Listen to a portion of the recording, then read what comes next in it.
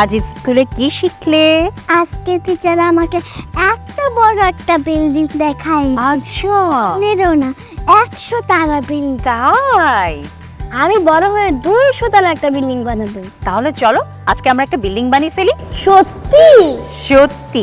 এই যে সুন্দর সুন্দর কালার গুলো আছে না, কাগজের এই কালার গুলো দিয়ে আমরা আজকে বানিয়ে ফেলবো একটা building। চলো চলো চলো চলো চলো।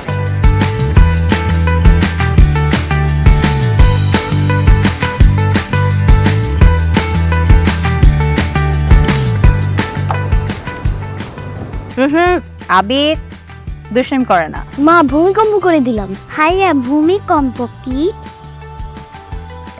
জ্বর আসলে যেমন আমাদের ভিতরটা কেঁপে ওঠে, তেমনি পৃথিবী মাঝে মাঝে তার ভিতর থেকে কেঁপে উঠতে পারে।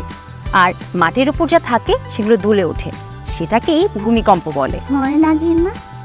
ভয় লাগতেই পারে, কিন্তু ভূমিকম্প হওয়ার সময় যদি তোমার জানা থাকে কি করতে হবে তাহলে ভয় লাগবে না। আচ্ছা ধরো তুমি একটা বিল্ডিংয়ে আছো, তখন হঠাৎ করে ভূমিকম্প হলো, তখন একটু ভেবে বলো তো প্রথমে কি করবে? বাইরে চলে আসবো। একদম ঠিক বলেছো, কিন্তু তুমি যদি বিল্ডিং এর অনেক উপরে থাকো তাহলে কিন্তু লিফটে ওঠা যাবে না এবং ভয় পেয়ে ছোটাছুটি করা যাবে না, এবং বিল্ডিং এর ভেতরেই একটা সুন্দর সেফ জায়গায় তোমার বেছে নিতে হবে। বুঝতে পেরেছো?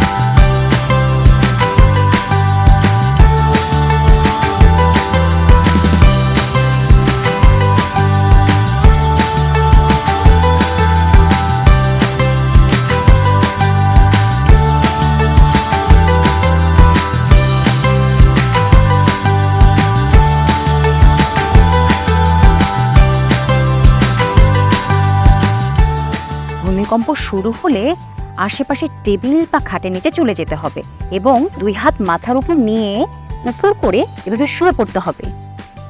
ঠিক আছে? এই তো শিখে ফেলেছো তোমরা।